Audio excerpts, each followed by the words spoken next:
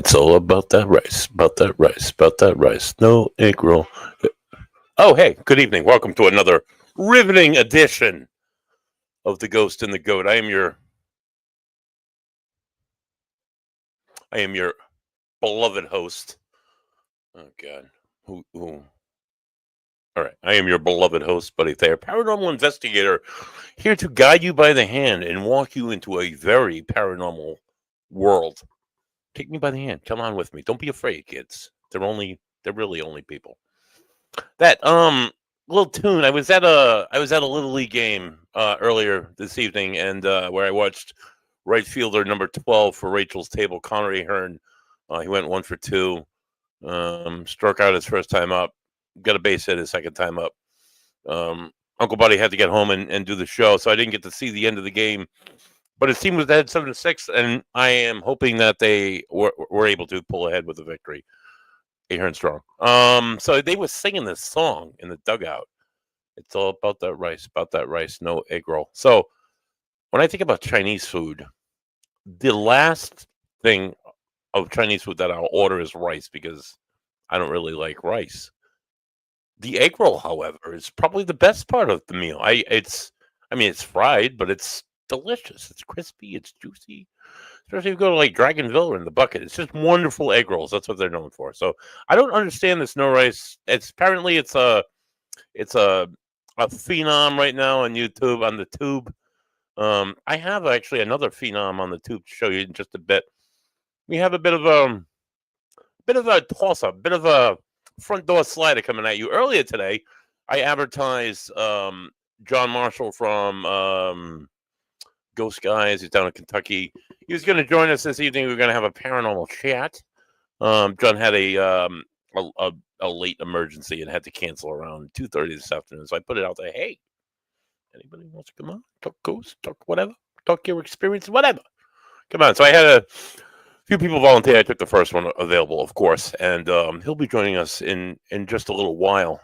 Before I get into the paranormal or anything ghosty like that, something that's very ghosty is the scene of the Boston sports scene. So if any of you follow baseball like I do, my beloved Red Sox, oh my God, they took a shot in the mouth last night. They get destroyed. Tanner Hawk has to go. He has to go down to Worcester. He has to have a rehab or something. He's given up the last like 2 of his last 3 games. He's given up like 12 to 9 to 12 runs. You can't be doing this shit, dude. We got blown out 14-2. It was absolutely disastrous. Send them down to Worcester. Get somebody. I don't care. I don't know. We'll find somebody else. He's just terrible. So the Red Sox, Rafi Devers is still suffering from the I want to be the third base blues. He's accepted the DH position. He started hitting the ball again, which is wonderful. But now they have this need for a first baseman. He's like, no, I don't want to take the field. And it's like, dude, you said your place is on the turf like 2 weeks ago. You cried like a baby. You got over that, and now you're holding a grudge. This is what the team needs, dude. Come on, Rafi. I don't know. Yeah, I don't know what the Red Sox are doing. It's early. It's a long season, thank God. Because if it wasn't, I would be as depressed as I am throughout most of the football season. Speaking of the football season, really quick, I know it's not the football season. I've had all this chitter chatter coming from Patriots Nation. Like, blah blah blah, buddy. Wait till next season. We get yeah. There's rumor that Josh Jacobs, running back for I think it was like Oakland or now Las Vegas Raiders, or he's a running back. He played for Alabama. He played with Tua. He might be signing with the Dolphins. That's like the rumor. It was dropped last night in a podcast by Josh Jacobs that he's buying a house in Miami to be near work. Kind of got my hopes up a little bit. Not gonna lie. Probably jumping up the gun and whatnot, and I'm probably gonna like have my hopes crushed and my dreams turned into nightmares as soon as September starts. But the NFL schedule gets released tomorrow, and I'm very excited because I might be in the Miami area later this year. So I've never seen my team play at home. I'm a Dolphins fan, if you didn't catch that. I've seen them play almost everywhere else on the Eastern Seaboard, but never in Miami. And I look forward to possibly seeing my team play at home and probably get beat and probably just play like shit. But you know, whatever. It's all about the experience, as I always say. Continuing on in awful sports news here in the New England area, the Boston Celtics. Oh my God, what a heartbreaker! They won Saturday night. That to 2-1. They were down. They lost the first two of the New York Knickerbockers. I hate New York teams. And then they were able to pull off a win on Saturday, which is an amazing game. And then, of course, last night they were ahead most of the game, and then they just started struggling in the second half. And the biggest struggle came at the end of the game where Jason Tatum went to go. They're like rock star. They're rock. This guy puts up like points on offense. He's a defensive king. He can hit the threes from everywhere. He went to go for a loose ball, and he untouched injury. He tore his Achilles tendon. He had surgery on it this morning. He's probably going to be out for the next year. So that's rather depressing. And the Celtics are probably going to get just like wiped out of the playoffs. I've been talking shit for the last like months. They're going to go back to back. Yeah, not this shit, buddy. Yeah, that's real. I really have no tonight's guest was going to be. I was going to like banter on Pete Rose because he's a Red Sox, but he'll be back. I rebooked John Marshall of Ghost Guys. They're down in Kentucky for July, so you can see him back in July, and hopefully we can banter about Reds baseball and Kentucky Ghosts. Tonight is a special show. It's it's not the word. I'm kind of done with sports because I've been done with sports all week. Tonight is kind of a special show because I welcome to the show a new second banana, if you will. My co-host Bams is in and out. He has a lot of things going on. I get it, dude. No worries. As does my newest co-host. I'm like, hey, if you can give me a couple, I'll give you like a couple times a month. So every other week I'm going to be joined by this lovely lady. Please welcome to the show. She's been on the show many times, but just in a guest role. So this is her first co-hosting opportunity, I would imagine. Please welcome to the show. She's amazingly talented medium tarot card reader. You can see her on May the 24th at the Varnum Memorial Armory, where we'll be hosting a gallery reading. Christina Marie, welcome to the show. Hey, how you doing? What's up, Buttercup? How are you? Good. I can hear you. There was a lag for a second, but I can hear you fine. I think it might be the mic I'm using. Yeah, it happens.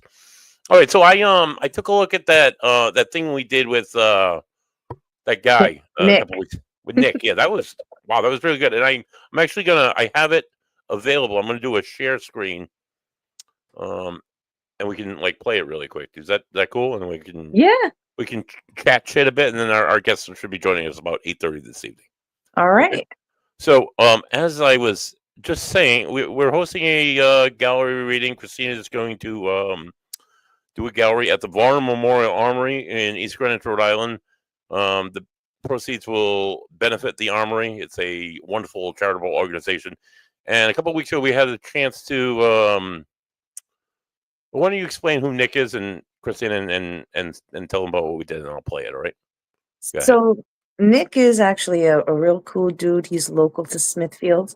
I met him being a guest on his podcast. What he likes to do is he's majored in all this filming and production, and he likes to use it for creative work, and he wants to give back to the community. So he created this local news Channel Zero page, and he wants to do segments and promote local businesses, let people know the knowings of what's going on. Like, he wants to give back to his community in this way. So yeah, it's great supporting small business, local businesses, and stuff like that. So this is a quick 3-minute thing. Here it is. Here we go. The Varnum Armory, famous for its history. Was one of the first Rhode Islanders to die in the Civil War. That's his blood. And its hauntings. Good evening, this is Buddy Thayer, joining you again live from the Varnum Memorial Armory. Every item seems to have a story. Like, hey, we were there. The Rhode Island boys will remember us because we killed one of their officers. Burn hole where the bullet came out the back of his head. The end of this month, Memorial Day weekend, Saturday, May the 24th, we're hosting a gallery reading with Christina Marie. Half the proceeds of that event is going to go right back to this organization. This historic venue will be opening its doors for a special event, Beyond the Veil, with psychic phenom Christina Marie. What's up, Buttercup? It's you taking action on this new beginning, which is creating that inner growth. That is going to bring forth lots of passion and excitement in our life. This mystic guide will give a new meaning to reading the room. So we decided that we would host a nice little charity event to raise money for the Armory. I am a psychic medium, and also a Reiki practitioner. This event is going to be so much fun. I'm going to do some Reiki, group Reiki, participation optional, and I'm also going to be reading people via mediumship, tarot, and oracle readings, doing my best to make sure every single person gets a reading. If somebody shows up to this event, do they definitely get a reading from you? There will always be somebody that will come through on that person's behalf, whether they want to come through mediumship, me speak for them, or I pull some tarot cards because that particular person or spirit guide wants to be a little bit stepped back. But either way, you're going to get some type of message. What is it like being a medium? Do you see spirit all the time? I may not see spirit all the time, but I always feel them. I can sense them. I see them often when they want to be seen. A lot of people have to understand that spirit has free will and they can do whatever they want. So if they want you to see them, you will see them. So that even comes with me. So I may see them in my mind, but not with my eyes. But I will always sense spirit. Love, peace, chicken grease. Stay positive, my friends.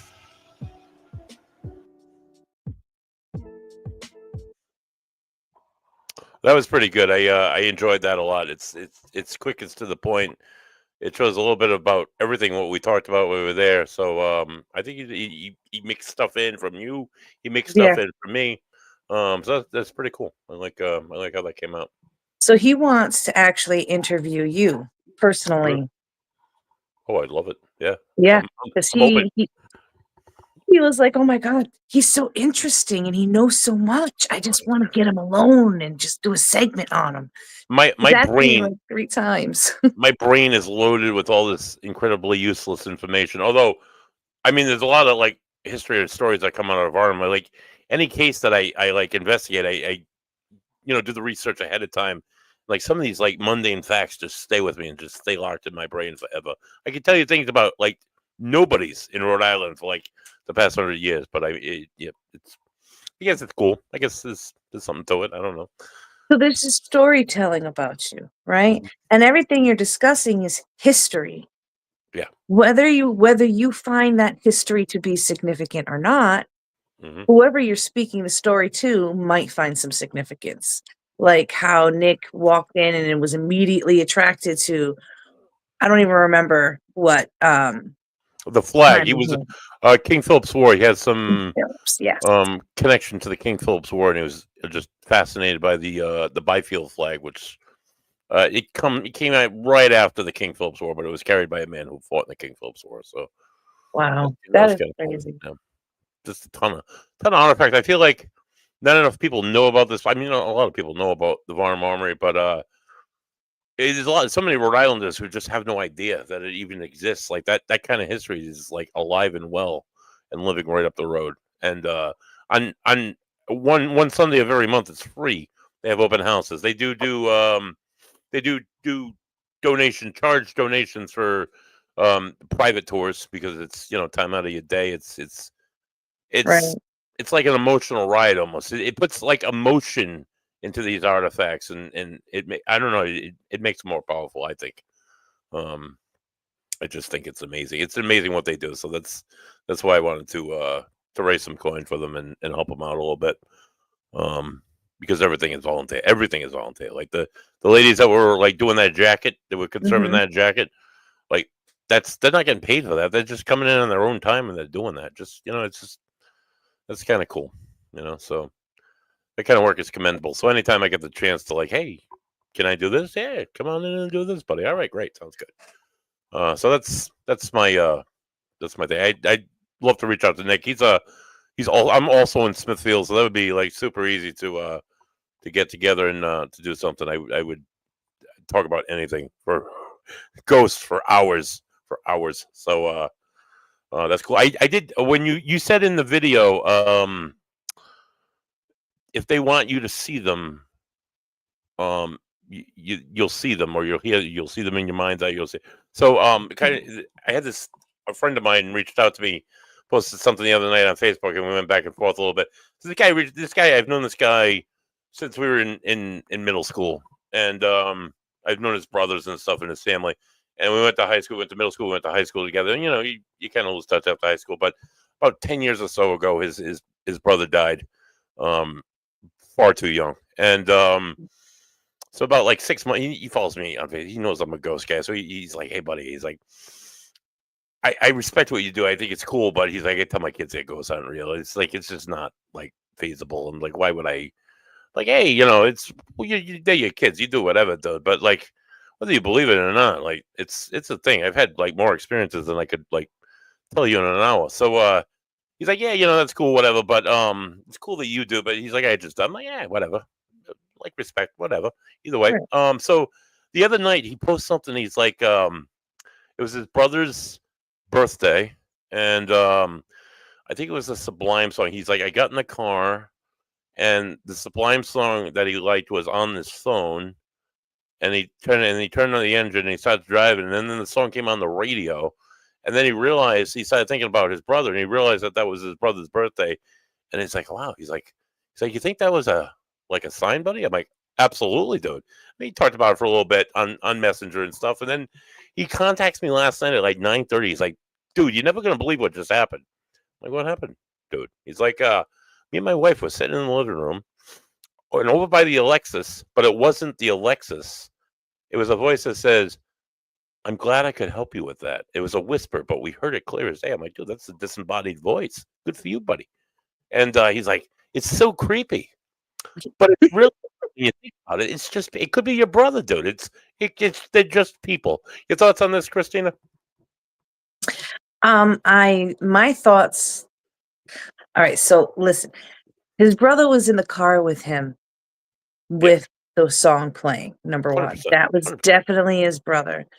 And I think that experience maybe subconsciously opened up his mind a little more. Mm-hmm. That voice could have been his brother. That I'm not entirely sure of. Yeah, I mean, because- like it could be anybody, honestly. But I mean, right. the fact that all And that stuff would happen in a day is just that's a like sign, man. coincidence. Especially if this happened like shortly after you guys had a conversation of how he could never believe because he's never had an experience. Like Right. that's his brother coming forth and be like, yeah, well, let's have this experience now. Sure. What better day, Right? When they want you to hear, when they want you to see, when they want you to like, dude, just look for these signs. Dude. They might not be as overt, but there's always. Oh, I can't tell you how many. Just yesterday, right? I was at the gym. On my way to the gym, I had sweatpants on. I bought a water. I took the change and I put it in the bucket, and I took the $2 and I put it in my pocket. I don't like having change in my pocket, especially when I'm going to the gym. I get to the gym. I'm like doing my warm ups and stuff. I'm stretching. A lot of stuff with my wife this past weekend because I graduated college, and it's like an emotional thing for me. So I've had Heather on the mind, and I pushed myself up off the ground to get up, and like this has happened like I can't tell you how many times. A dime, just one dime, just underneath me. That's always been Heather's thing.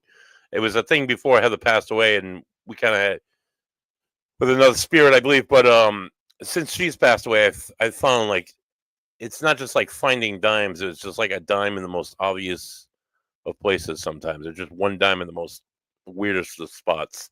Your thoughts on coins? Your thoughts on signs? Signs can come in many forms. Coins, especially if it has a significance to you like that. And it's funny that you mentioned dimes because I too have a friend who is passed on who sends me dimes. His birthday was March 10th. So I think it was the March of Dimes. Yeah. I think that. So he would always joke around and say his birthday was on the March of Dime. He was a real cool dude. Passed away a few years back, and ever since I would not just specifically when there's an abundance of dimes, but like he would send me all kinds of coin for a significant reason. But my daughter's father, who was also friends with him at the time, he also finds like the dimes. Right. So It's I not do like believe. dimes and pennies and coins. It's only one dime ever, one dime. It's always in a place where, like, on the threshold of my bathroom floor, like there, one dime, or like I open the car door and I go to step out and there's one dime there on the ground, like in front of me. It's just Mm-hmm. like it's always one dime, and it's always in a time where I need it, where I ask for a sign, or I'm like I'm having a hard time, or something's going on, and I get a little bit emotional, and that's Mm-hmm. usually when it's just I tell everybody this as a grieving husband, there's nothing more reassuring that your loved one is moved on and still is talking to you. And in that sense, they're not ghosts, they're not scary. They're spirits. They're coming through to say, "Hey, I'm still here. It's real. It's a thing. I'll see you later." You know. So that's just my thought. I don't know. I might be wrong. Um, do I have a link I can share? I do have a link. I'm sorry. This is my guest for this evening. I have a link you can share. I will. Yeah, I do have a link you can share. Charles, hold on a second, dude. Excuse me. Excuse me as I talk to myself as I try to get this going. So, Christina, anything you want to talk about in the 5 minutes we have before our guest comes on? About what's going on with you, about other than the armory, about what you do, where people can find you. I believe I have your link tree here at the bottom. Yeah, you can find me at the link tree. The link tree will contain all my different social medias, whichever one you prefer to use. I have TikTok, Instagram, Facebook. It's all on there. If you wanted to book a private session or Reiki, because I can do Reiki from here and you being there, Yeah. Oh that's wow. also an option you would find in that link that's on the screen. Telereiki, right? Is that what that's called? Telereiki? No. I call it distance Reiki. Yeah, there you go. That's good. Yeah, I think that's it. Okay. No, that's not it. I'm sorry, Charles. That's not the right link. I apologize. Um so people can book a Reiki, what else? They can do readings, they can meet you Reading. in person, Um, readings. if you're local, I can do in-person readings. Local Mhm. meaning Rhode Island and certain parts of Mass and Connecticut. Oh wow, you Uh, travel. Huh? I have no problem driving. I love That's my vehicle, so I don't. I'll go. right. Yeah. Yeah, right, right. Yeah, Heck, absolutely. I'd go even further if I didn't have other responsibilities keeping me from doing so. Yeah, for sure, for sure.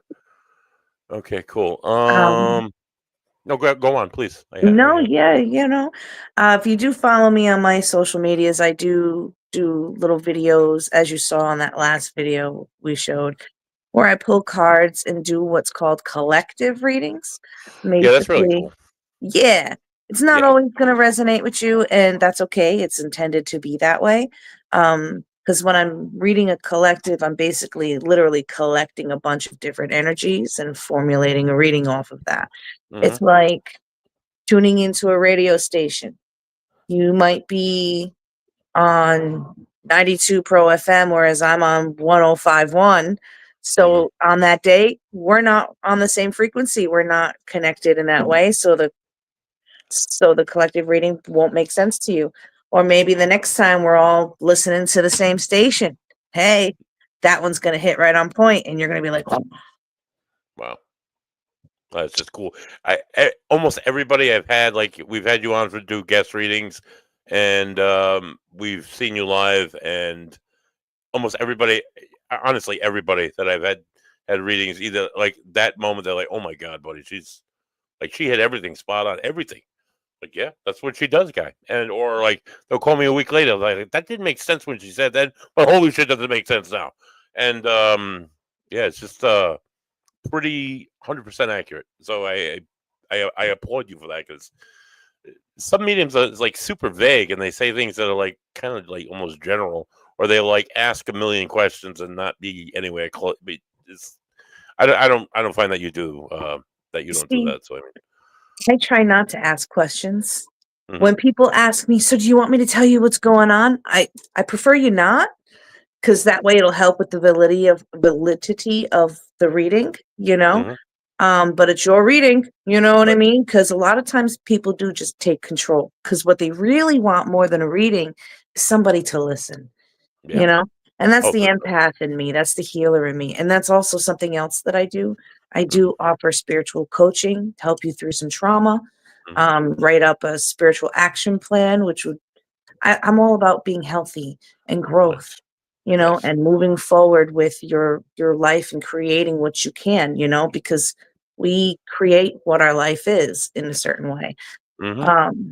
So I do take on people, and Right. we meet up a couple times a month, and we work Eh, on things. Just like a general, I've had people like say that like this is witchcraft and you're gonna go to hell, and dude, it's another way of communicating with spirits. It's not. I think it's all equal to whatever. Everybody has their own thing. I don't know. So my opinion, the definition of witchcraft, is the manipulation of energy using tools and the energy of those tools. Okay. Right. That's not necessarily what I'm doing. I'm not manipulating energy when I'm connecting with spirit. Either way, a lot of people still think I'm some sort of Right. You're the devil. fat lady Right. from hell. You know what I Incarnate, mean? of course. Satan's wife, just because Yeah. of what I do and who I am. And I accept that because I'm sure that goes along with their belief system. And I believe that everybody's beliefs are so different for a reason. What you believe in is essential to who you are in this lifetime. Right. No, You I mean know? nothing against the Christian religion. But it's mostly Christians who say this. But Yeah. Christianity is built around a guy dying and coming back afterwards and being able to communicate with his people. I mean, the whole faith is built around that. How can you not embrace spirituality? I don't know. I don't. It's this heretic, closed-minded. I don't know.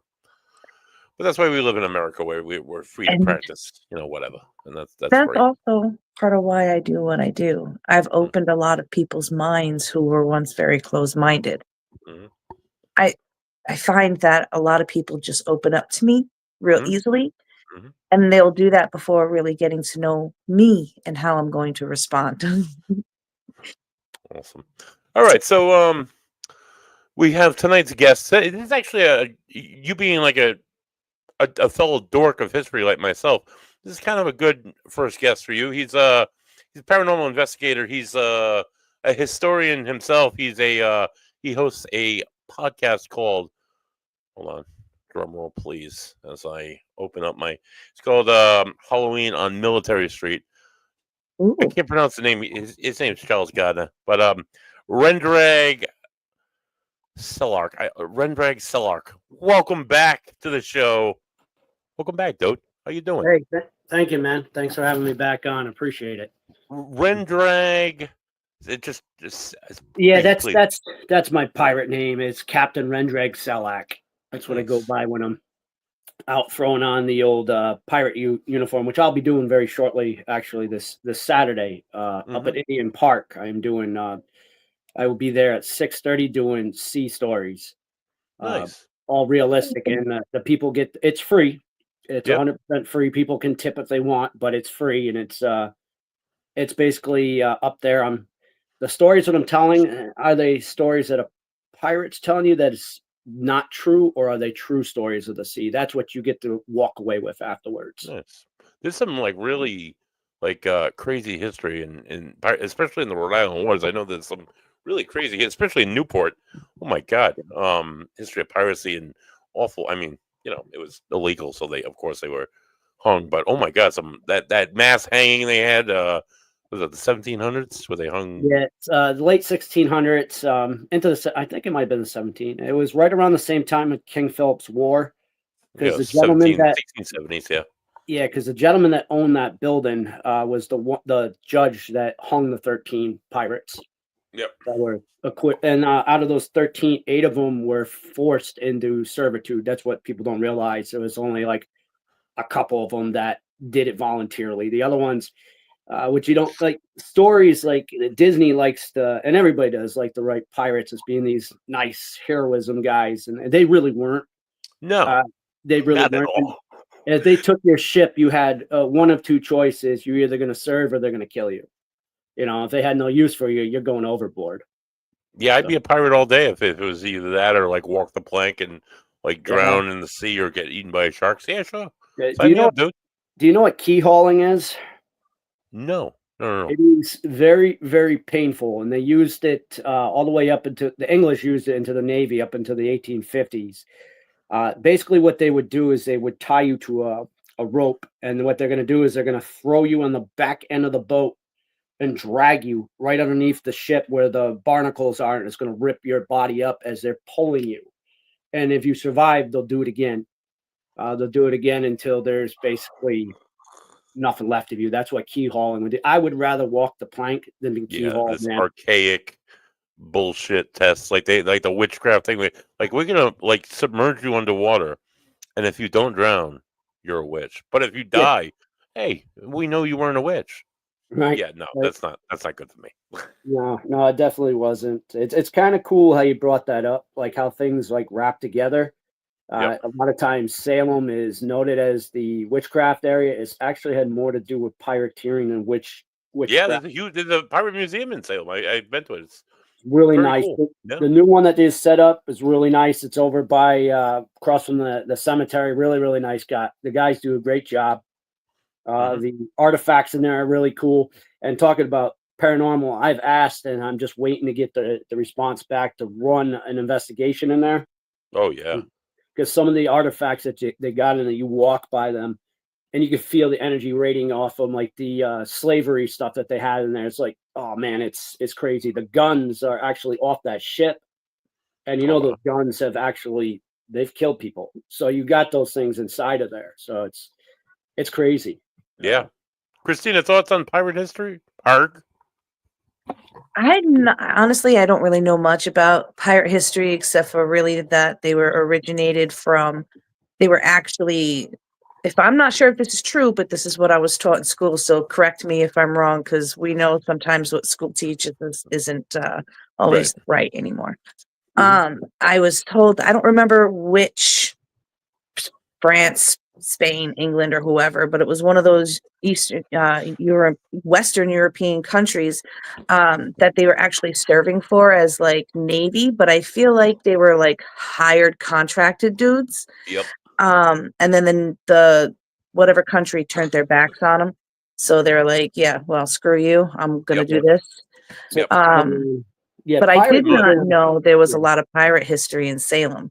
Well, What I do know about Salem is that where Salem is now is actually like just shifted a little bit over to where the actual Salem witch trials actually It was Danvers Right. was the original Salem. yeah, Danvers, right. where It was they hung Salem- people is now a Walgreens. Yeah. It was Salem Town and Salem Village. My family's actually they're direct descendants of Salem, Mass. The Gardner Mansion is my direct ancestor, and they're even in the plot over there.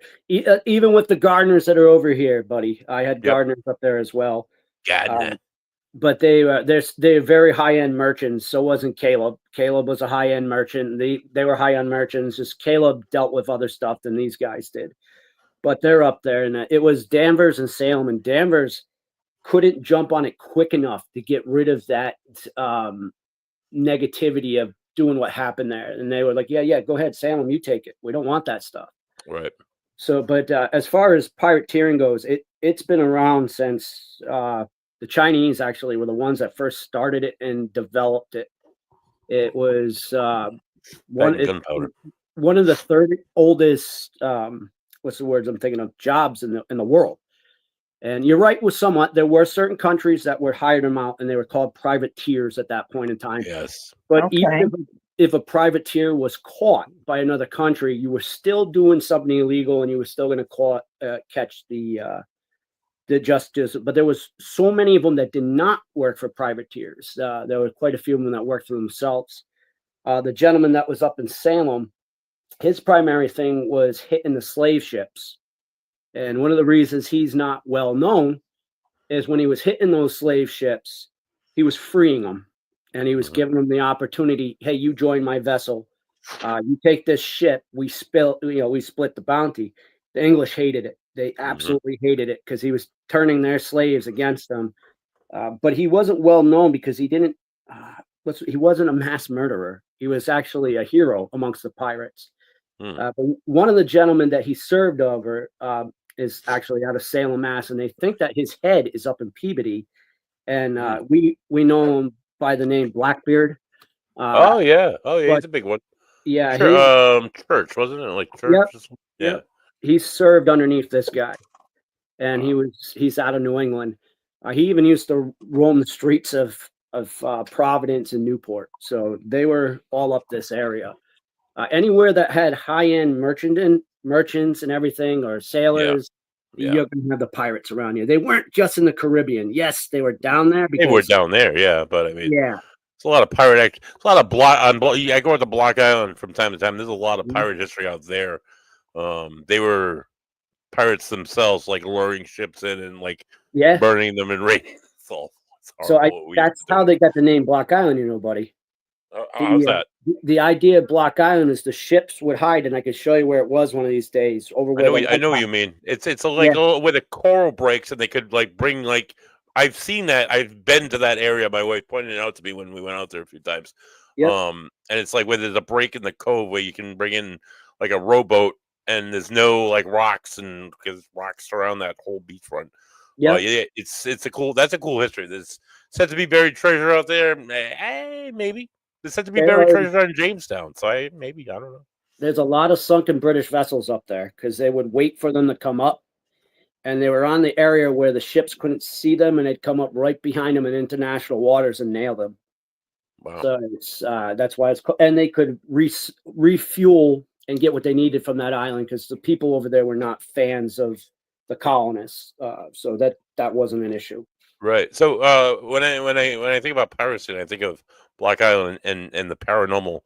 The Palatine Light comes to mind. What are your thoughts on the Palatine Light, Charles? I haven't heard of that. Please tell me that one. You haven't heard of the Palatine Light? Okay. No. An actual incident. It happened, I want to say 1700s. So a ship called the Palatine was coming over from, I want to say like the Netherlands. And they were people coming to America, and they run aground at the edge of Block Island, at the corner of Block Island. All the islanders like went and raided the ship. They murdered the captain. They let all the people come ashore, and then they they looted the entire ship, and they set the ship on fire.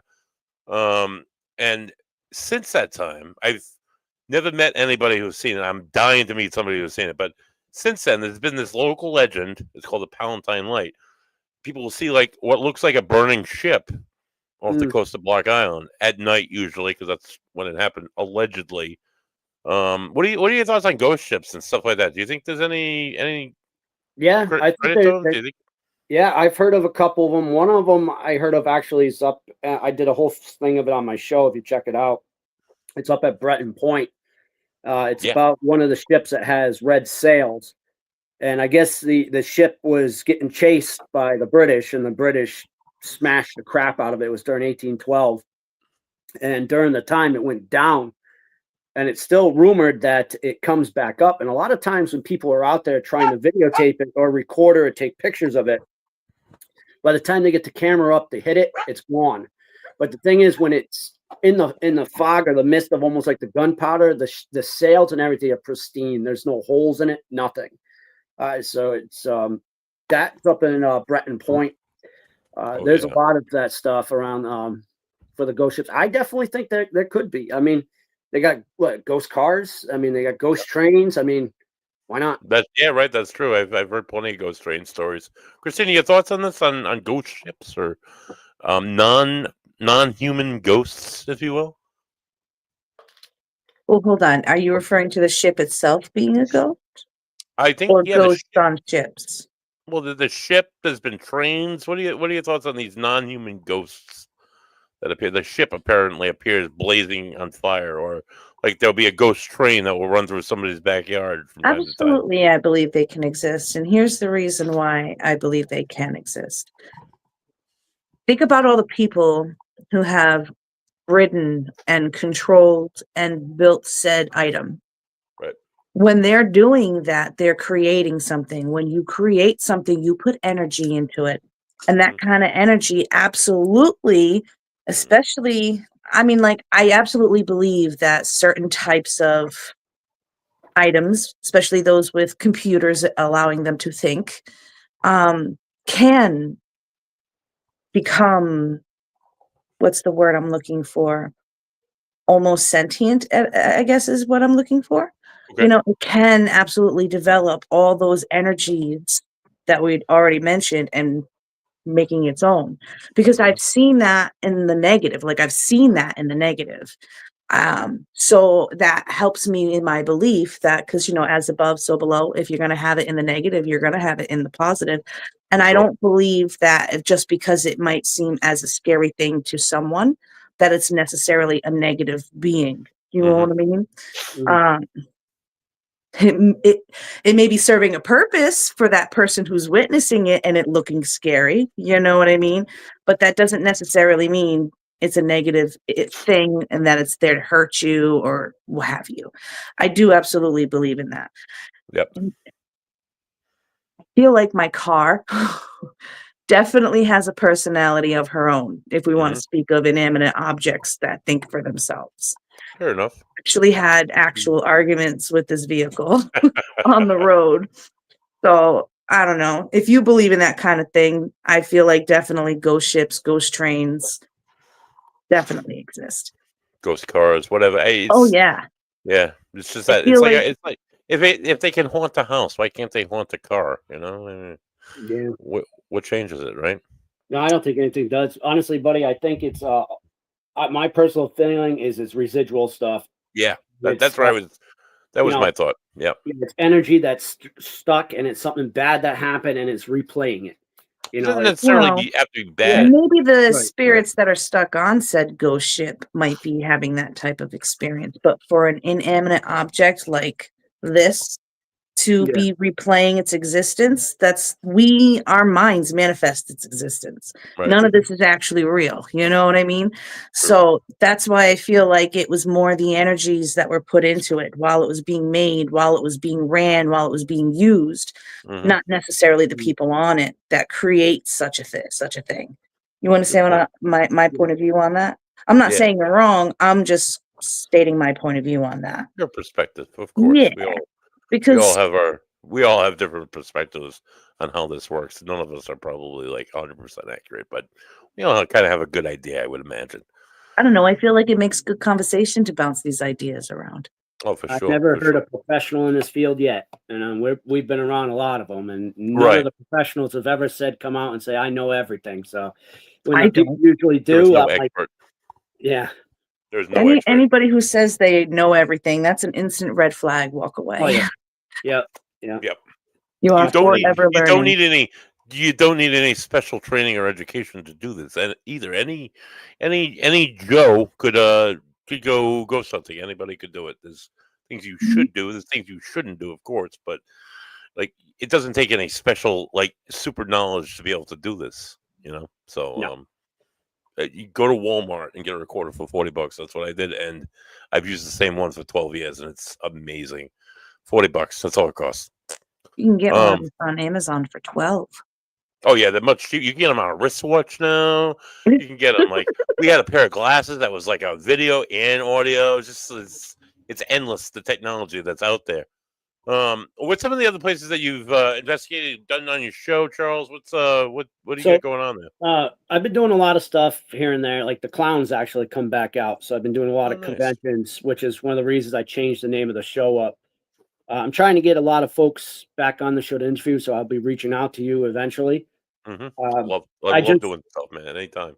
I just did a ghost hunt with Keith back in February at Rocky Point. Nice. And it was amazing, the stuff that we got from there. From stuff that's sounding like squeaking monkeys back by where the cemetery was. Yeah. To where we had an issue where one of the spirits actually was answering the questions really, really well. I can never remember the name of the process, but it's when you blindfold the person and put them on the headphones. You ask. Oh, yeah, Yeah. and you put the red light and stuff, and the in the ears and stuff. He was answering it like the spirit was answering everything so spot on with stuff. Like Keith asked a question like, "Oh, do you remember the incident in 1975?" And the spirit came across and went fall. And I'm like, well, that's kind of very close to it. And then it started saying stuff about music, and I'm like, Rock and Roll Express, like, okay, so it's starting to talk about this stuff. The Palladium, that was that. I've seen so many good shows there. Yeah, so we were actually where the I guess you would call them the carnies would stay. We were by those houses because those foundations are still back there. Yep, that was cool. The cottages. It was very, very, very, very interactive with us to the point where it was following us, and it kept saying, "Can I follow you?" We saw this shadow come up on a tree, and at first I think it's my shadow. Like I'm trying to debunk it, but I'm like, why is it going back and forth? I'm like, I'm standing still. It shouldn't be going back and coming back at me. And then we started seeing orbs back in the woods where that cemetery is, and I'm like, whoa, this is starting to spark up. Oh, where's the cemetery at Rocky Point? It just the animal cemetery. If you go around the loop, there's a sign, right, that shows all the old-fashioned. All the cottages up by the cottages, the old cottages. Yeah, so you shoot to the back end, and it's in the back. It's over by the trash, and that's where they buried the animals. So, yeah, we got lots of stuff. My niece even heard it. She could hear like the monkey squeaking, and at first I thought it was a swing. I'm like, but who the hell's on a swing set in the middle of the park at night? And I'm like, no, that was definitely. And we played it back. It was the monkey sound. For our viewers, Rocky Point was an amusement park here in Rhode Island, right on the shore, right on the ocean. Beautiful spot. They had a shore dining hall. They had awesome like seafood dinners, and it was like they had roller coasters. They had like a little water thing. They had a haunted house. They had the scrambler. They had the free fall, which is absolutely terrifying. It closed down, and I think they did that last year in 1992, maybe. Went bankrupt. 94. You were close. Very close. Right, 94. They went bankrupt. They were closed for so many years, and then they sold it all. Now it's on State Park, which is gorgeous. I think my clients there walking. We do walking groups there, which is amazing. But Rocky Point is not just all like fun and games and a lovely history. Rocky Point has some like severely like dark history to it. Yeah. There was a fortification up where the where they had the first call with that cement building. Yeah, on top. There was, right? There was a fort that we put up there. That fort was also responsible for the Gatsby getting stuck because the Gatsby was afraid to swing around the corner because that fort was there. Right. So not only does she have that ship chasing her, but she got nervous about that fort. The British, one of the first things they did when they came in here, other than conquering Newport, is they pounded that fort to the ground. They killed every soldier inside there. There was no quarters given. Oh shit. For those guys in there. On top of that, before there was natives inside those cliffs that even the Narragansetts don't know where they came from. So when the Narragansetts say, I don't know where those came from, those guys have been there a while. And the colonists were moving around a lot of those bones and putting them in other areas. So yeah, it's got a lot of bad juju on it. I had the pleasure of investigating the East Greenwich Historical Society, which they don't live there anymore, but they used to occupy the old Kent County Jail, which has a tremendous history. One of the people that was that was at the bottom of the hill of King Street. If you go to the top of the hill, it's the town hall, which actually used to be the old courthouse. So people would like have to like walk down the hill to the jail and like walk back up to go to court the next day. So this guy, it was the 1890s. Oh my God. I'll think of his name in a minute. He was like he had a brain injury early on in life. He was a school teacher in like Wesley. He was ringing the bell to bring the kids, and the bell fell and hit him in the head. They gave him like what we would know as a traumatic brain injury today. So he started having like severe symptoms. And then his wife died in childbirth with his daughter Maggie, and he swore that his daughter was the devil and she murdered his wife. So his goal was to murder his daughter. So then his family like took the daughter into foster care. Like, no, you can't do this. So they took her up in Attleboro. He was his brother-in-law was a pastor up there, and this guy he went like 4 or 5 years, and he remarried, and he was living in Stonington, and he woke up one Sunday morning. He's like, hey, I'm gonna go to church, and then I'm gonna go to the store and get breakfast, and I'll be back in a couple hours. She's like, oh yeah, later. And he Sheffield. I think it was Sheffield's his last name. He went, Mr. Sheffield, instead got on a train in Westerly, took the train to Providence, took another to Attleboro, went to the home of his sister and his brother-in-law. And he's like, "Hey, I want to take Maggie out," and they're like, "No, you've been saying you're gonna murder her for 5 years. We're not gonna let you do that." He's like, "Why don't you?" She's like, "Why don't you wait till pastor like whatever comes home and we can like all talk about it as a family." He's like, "All right, cool." So they go off and he's like leaving, but he turns back and he goes and he kidnaps his daughter Maggie. They take a train to Providence. They hop on the Bay Queen, right? Rhode Island is the Bay Queen, and he either has the option of going to what's that park in East Greenwich? In East Providence, Crescent Park, right? Where the carousel is. But he wanted a shore dinner. So he took her to Rocky Point. They went into the shore dining hall. Like lots of reports that this guy's like respond to everything, but like all sorts of internal stimuli. This guy's like off of his rock of shore. After he has his dinner, he gets up, he grabs her by the hand, he walks his 5-year-old daughter to the rocky cliffs behind where the shore dining hall used to be. He takes a ledge rock and he smashes her head in. He's seen like running away, like in shock. The people that saw him run away, he was covered in blood. He was running one way. They went the other way. They could hear this girl crying. They found her still alive. They brought her to the doctor's office, which was also the constable of the area, which was where the haunted house used to be, ironically enough. And that's where she died. The constable went and collected Frank Sheffield. They found him on the Warwick golf course, and he was like telling he found 2 golfers. He's like, "Kill me, kill me, kill me, kill me. I can't believe I just did it." He was like, came to his senses, and he was like completely overwhelmed with what he did. They took him into custody, and they put him, they housed him at the Kent County Jail for 3 months while he was on trial. Because back in those days, Rhode Island was a circuit court system, so the judges would travel to each county and do the trials there for so many months, and then they'd move on to the next county. So he was on trial for 3 months, and he was found guilty. He was found not guilty by reason of insanity. They sent him to Howard, the old state hospital, and he lived out his life there. And then when he died in 1920, they buried him with his first wife in Mystic and his daughter Maggie that he murdered. So, I mean, just like all sorts of dark, awful history that exists, more recent than Native. This was 1892. So wasn't too long ago. So just a lot of dark, awful history. Christina, your thoughts on that? Do you think the spirits are still? You think Maggie's spirit can still be found at Rocky Point? We should go down there and find out. I would, but here's the thing: when it comes to that, just because someone passed away in that particular place doesn't necessarily mean they haunt it. True. So it's possible. It is absolutely possible, but I'm not going to sit here and say absolutely yes. You know what I mean? Until I go there and find out for myself, I wouldn't be able to give a straightforward answer on that. Now, do you find that like they're like, oh, somebody killed themselves there, or somebody like was murdered there? Do you find in places like that, or people like assume that it's going to be haunted because something awful happened? Is that the case generally? Do you feel, or no?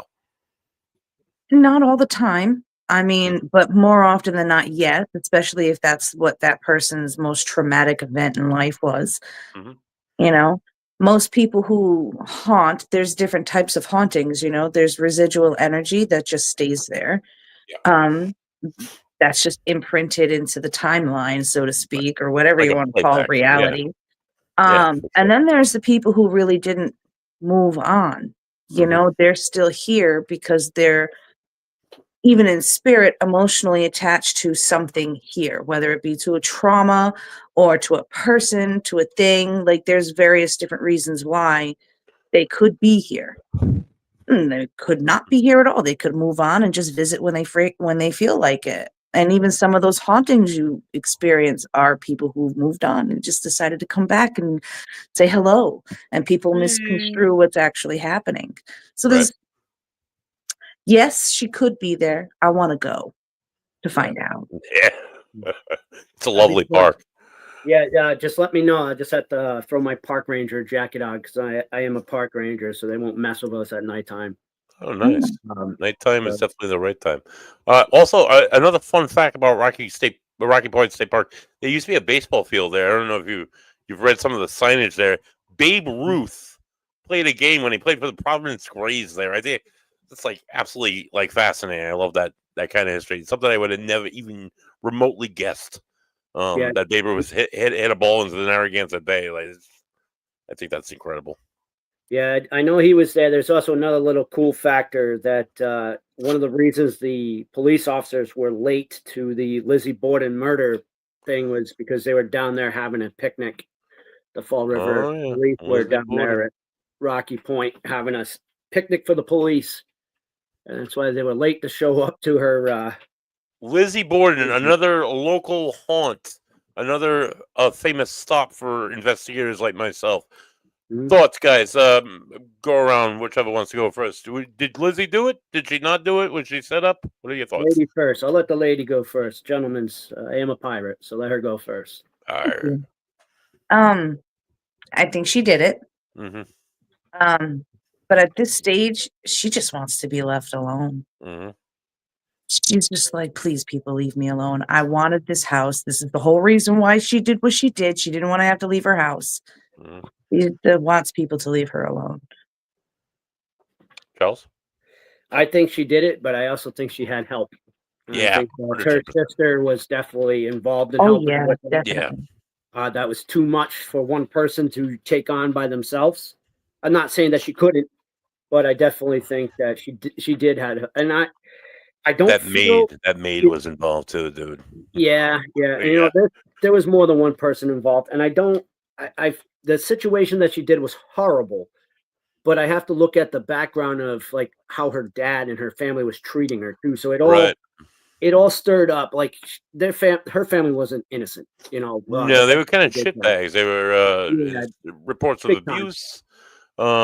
He like made his daughters like almost his slaves and stuff, and just treated them terrible. They wanted like to live more. Yeah, that's like the room. They wanted to like live more high society, and he had them living not on the hill, which is like the well-to-do place in Fall River at the time. It's not a bad neighborhood where the Fifth Avenue where they're at, and even today's Fall River, it's not a bad neighborhood. Part of Fall River. I can tell you, I know that the maid ended up like within a year after she was acquitted and they got all the will, they got all the money from that. She moved back to France and bought a home in France and lived in France for a number of years. Didn't return to Massachusetts for a while. It's just there's too many like little things about this that just bug me. But I mean, if she was a victim of like abuse and trauma, like, hey, good for you, lady. Yeah. I mean, you probably went about it the wrong way, but you got yours in the end.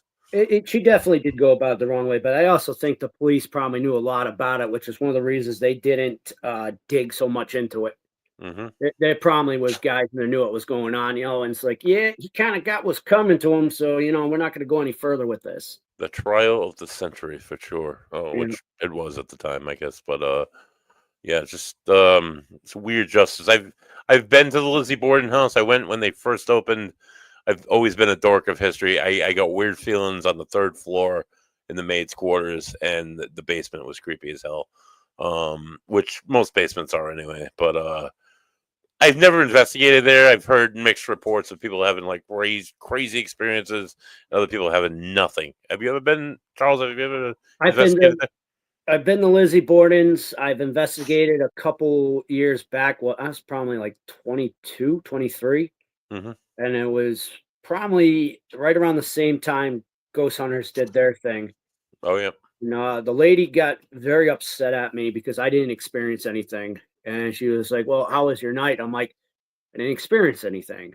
Mm-hmm. I said, well, you're trying to say it's not haunted? I'm like, no, I'm not saying that. I'm just saying I didn't experience anything. They're not dogs. They don't go on command. I'm like, so I don't have any evidence for you. And Right. She was pretty frustrated with me. And I'm like, she didn't invite me back after that. And it's gone through like 2 or 3 owners now. So I haven't gone back since in my 20s. I'd like to. Yeah. One of the experiments I would like to do is in there, and I don't know who to talk to. I've always had this ideal that while you're sleeping, that a lot of times the paranormal, the spirits can interact with you easier. Yes. And I wanted to see and play with that to see if that was a factor. Because I've had times where I've stayed over in a haunted place and it feels like the spirit is talking to me in my head, and I wake up and I have the reaction around me. So I wanted to play with that, and that would have been perfect. Like you could rent That's a that cool room. experiment, dude. That's for Yeah. sure. That's something. Sometimes you wake up and you smell them. Christine, any thoughts on that? It's the medium in the room. Do they speak to you at night in your dreams? Do you remember your dreams? Oh, 1,000%. Yeah. My dreams, though, probably aren't like other people's. But yeah, I mean, and when you're in dream state, you're probably the closest you are to where they are. Mhm. And especially, I mean, I don't know if you guys believe in such a thing. However, especially if you are astral traveling, you are definitely going to meet up with some people, you know? Explain that briefly, really quick, if you could. Astral traveling is when your body is sleeping, but you're off somewhere doing something else. Sometimes you are visiting those who are living, okay, whether they're sleeping or not. Sometimes you are off beyond the veil, so to speak, on the other side, connecting to whatever you need to connect to for whatever reason, to learn new things. So when you wake up, you can maybe make some different choices or what have you. There's various different reasons why you could be doing that. You could choose to, you could not choose to, and it just happens. I know people who consciously do it. Like they are like, okay, I'm going to go astral to check you later. And I'm not like that. It's called that astral projection. Yeah. That's. Yeah. I think I've heard that word before. If I could do that, that would save me. I get so much shit done. If I could go to sleep, and then be able to do stuff while I'm. It'd be like the ultimate multitasking. I think. A lot of people agree, but yeah, I don't know. When I sleep, I mean, spirit definitely comes to people in their dreams. A lot of people who have past loved ones, visit them in their sleep. And they're like, oh, I had a dream of grandma last night. You didn't have a dream of grandma last night. Grandma came and hung out with you last night. That's what that was. You know what I mean? But for me, my type of dreams are very different because I do what I do. They don't ever leave me alone, even when I'm sleeping. Oh, God. That's got to be rough. I get up like 20 times in a night because of I don't sleep. You just can't shut it up. There's no off switch, huh? No, not really. I learn how to tune it out when necessary, like when I'm at work doing mom things, the muggle stuff. Right. But it doesn't mean it goes away. It doesn't go away. It took a long time to cope with that.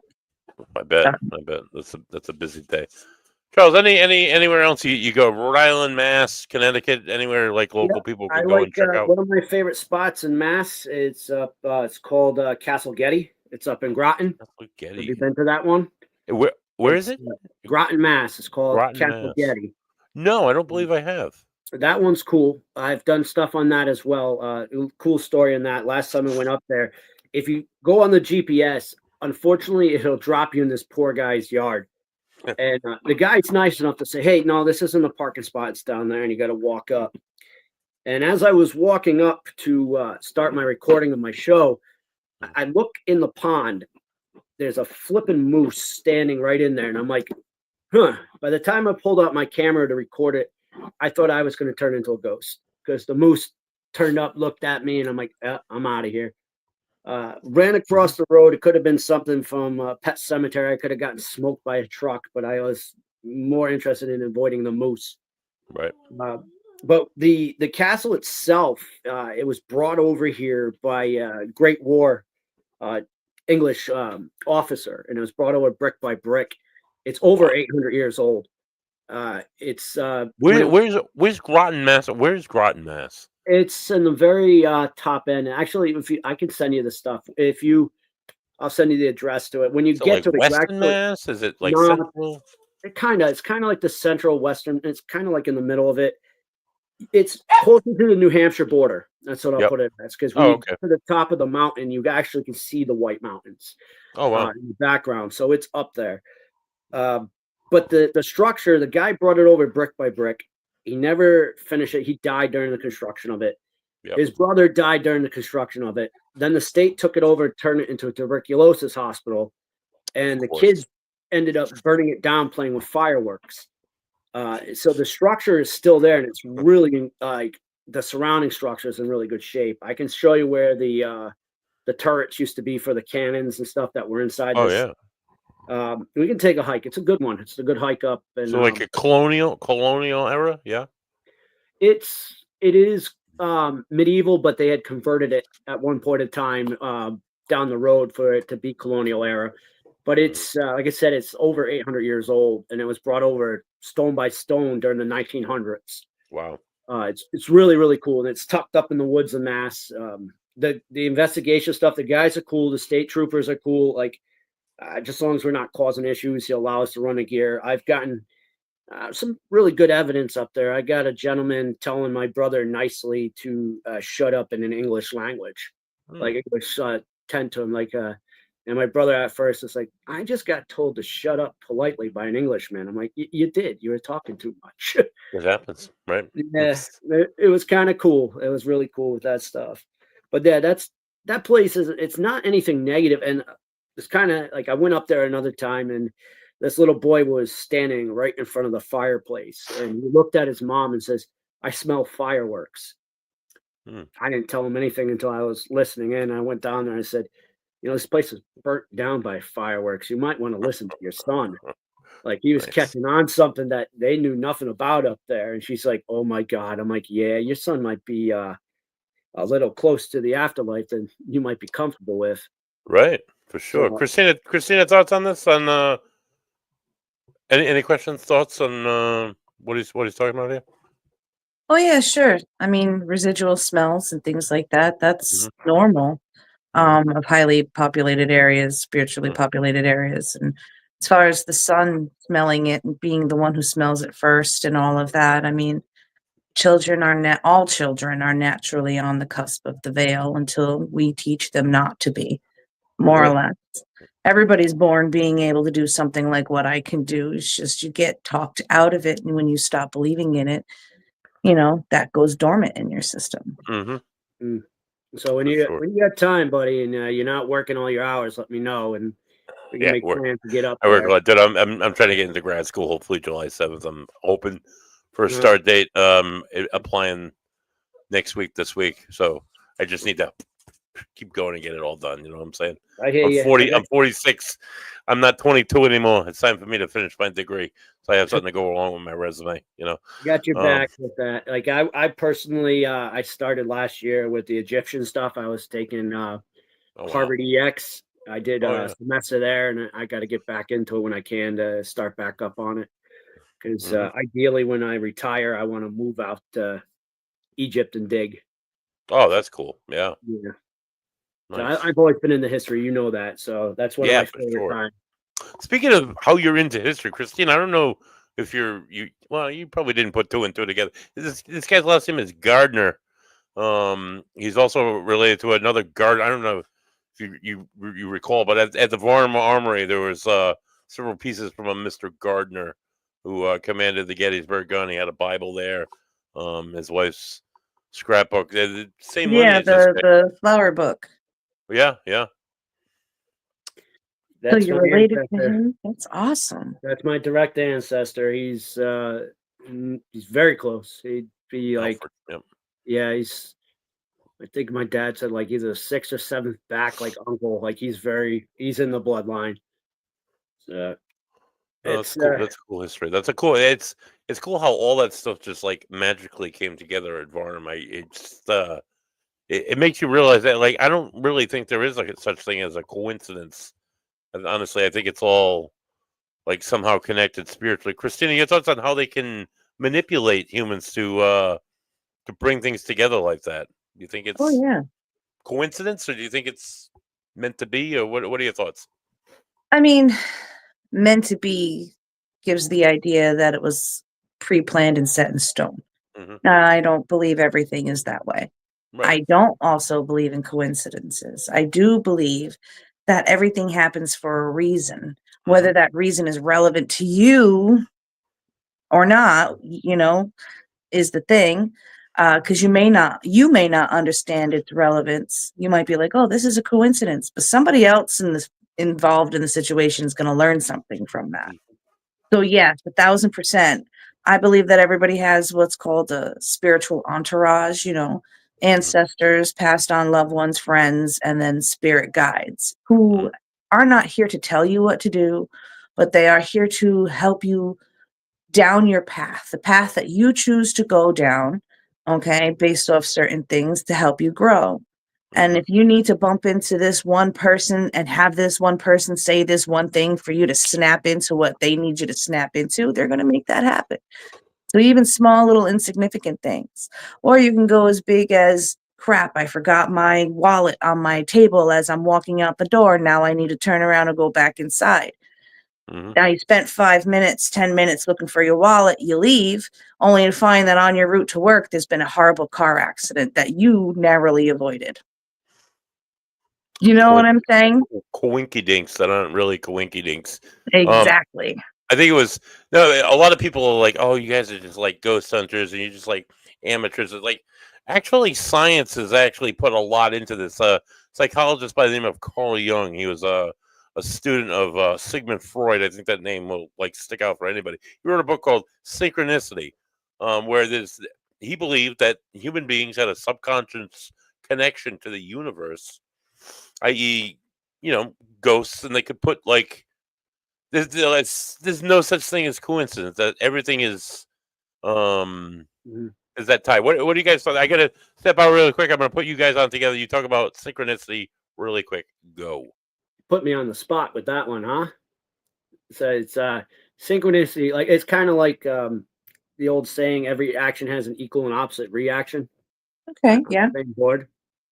So it's, I guess, I personally think it's possible. When I started doing the artillery company in Newport, I was 16 years old. I had no idea I had an ancestor that fought in Gettysburg and worked on an artillery piece. No idea whatsoever. I got locked into the Civil War by watching the movie Gettysburg. And I had a minister that was really big into the Civil War. So one day I went down to the Warwick Mall. They used to do living histories, and I saw all the guns set up. And I was more impressed with the artillery than I was the infantry. Went up to the guy and said, I want to join. The guy looked at me and says, you're not old enough yet. You got to be 16 to work on the gun. So I said, okay. And I went back, told my dad, and my dad's like, well, you can't do this until you finish scouts. Okay. So I rushed that year to finish scouts, went back the following year and said, I want to join. The guy remembered everything. He signed me up, and 4 of those gentlemen ended up going to my eagle courting, and I became an artillerist. And I have no idea that I had an ancestor that was part of Gettysburg. None at all. Never mind Battery B, which was in my backyard, that he was part of that. Right. So, I worked really hard on that. I ended up becoming a training officer and a gunner, just like he would have been. And then down the road, I find out, oh, shit, my ancestor did the same thing that I'm doing right now on this gun. And it was kind of like, that's cool. That was really cool. So I do believe in, everything working out for a reason. It also led us to find out other ancestors that I didn't know were in Newport if I didn't do this. Mm-hmm. So it was almost like, there was something pointing me in the right direction, saying, hey, you got all this bad stuff happening right now.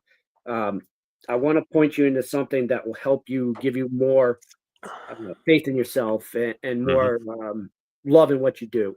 And it did. Because if I didn't do that stuff, I probably wouldn't have joined the military. I probably would have ended up in jail. Although I was an Eagle Scout, I was finding some really bad routes I was getting into.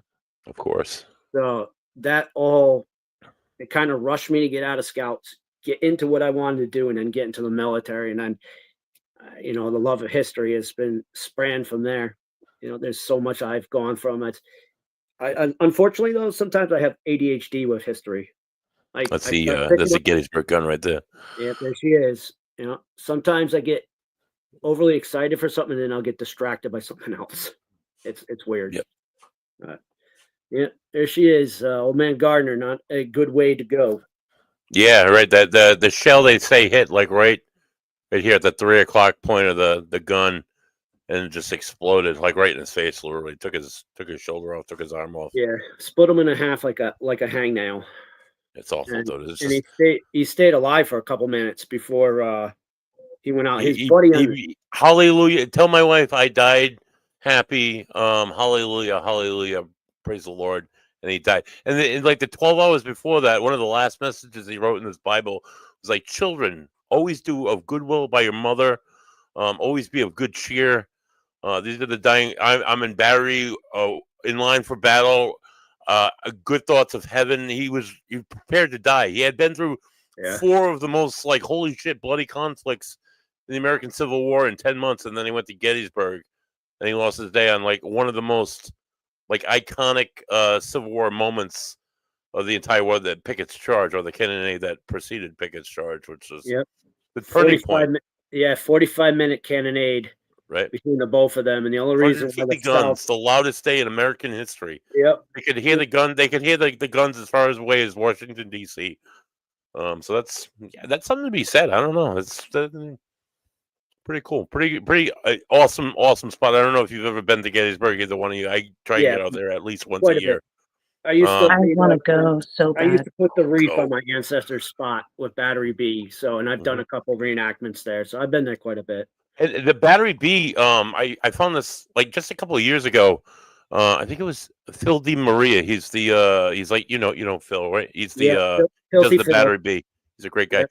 There's a Battery B marker from the second day. So on the second day was the day that Fred Brown got shot off the horse, and they named that hole in the wall Brown's Gate. It's the only spot in the whole battlefield of Gettysburg named after a person. T. Fred Brown was from Providence. He survived that, and there's like I could tell now a story about the coincidences with Fred Brown, but I mean, there's a spot like you would never know it's there. You can find it on Google if you know about where to find it. It's right like the Battery B was like just if you're like facing the Confederate lines, it was just to the left of the copse of trees, and right about maybe 100 feet in front of that, there's this little marker that's like maybe like a foot tall that marks the spot where Fred was shot. And I think Phil goes out there and puts flags out there yearly, but it's just such an incredible. Anybody who Christina, you've never been there, I would give it like 3 days. You could still not see the entire battlefield, all the pivotal spots, all the raw emotion that just like still like lingers out there. So it's just an amazing location. Oh my God. I know.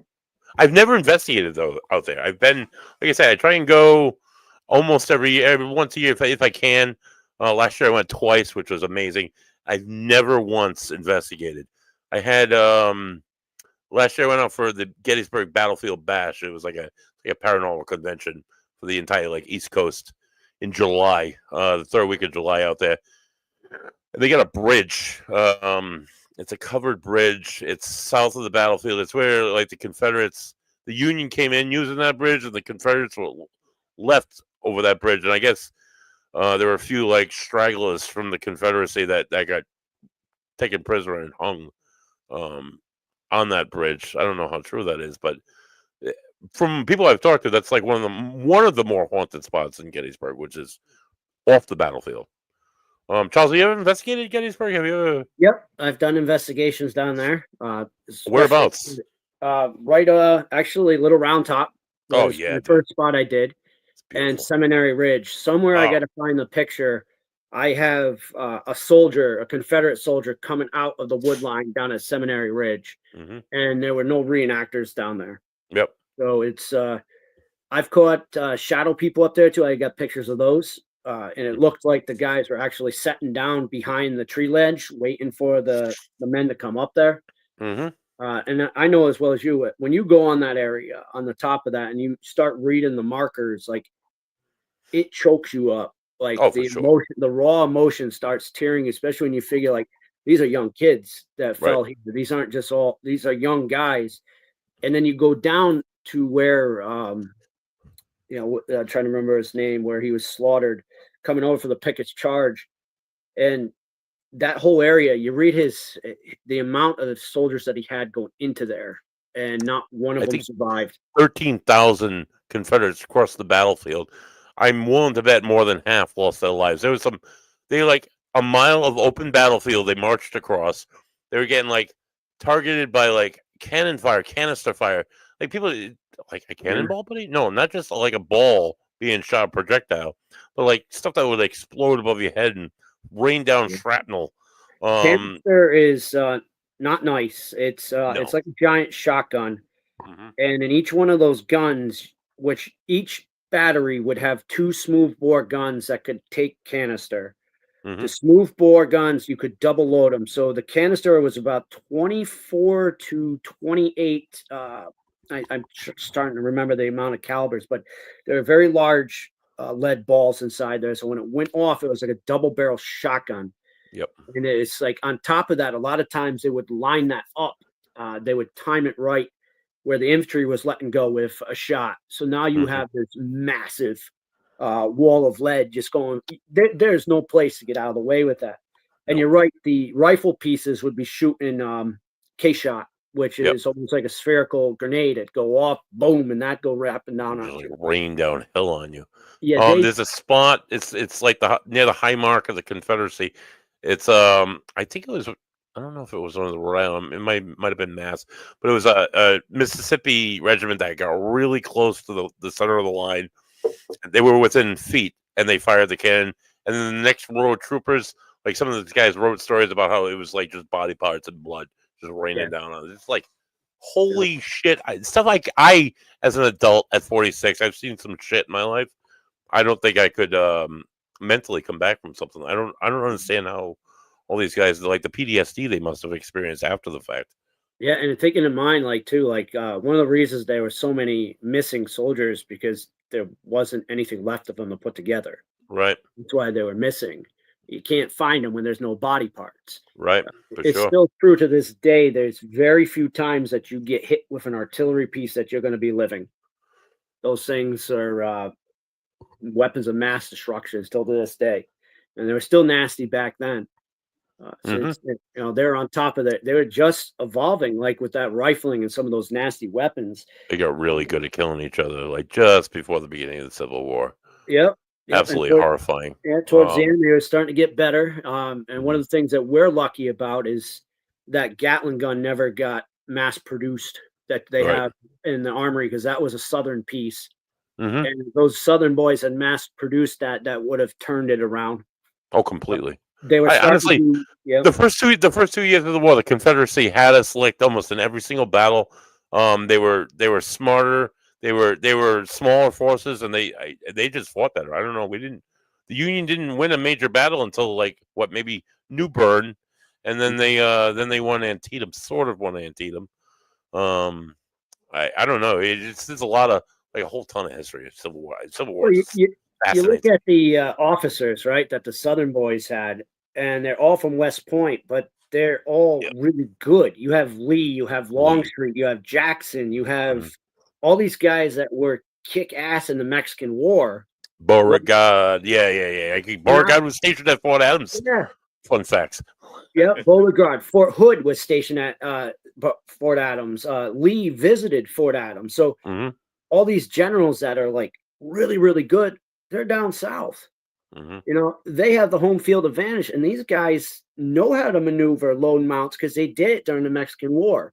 Yep. So coming at us, that was nothing for them. They wanted us to come down there. Right, they were ready for us. Yeah. They totally kicked our ass in the beginning of that war. It was, I know we eventually cut off their resources and milked them dry. And General Grant, honestly, he's a savior for the Union in my eyes. But I love the history of the Civil War. The American Revolution is great too, but Civil War seems a little bit more recent. Yeah. If you ever want to get yourself in trouble when you go down to More Louisiana, connectable. there are parts in Louisiana where if you name a certain general that's from Rhode Island, they will chase you out I because believe it. that gentleman had burnt that area to the ground.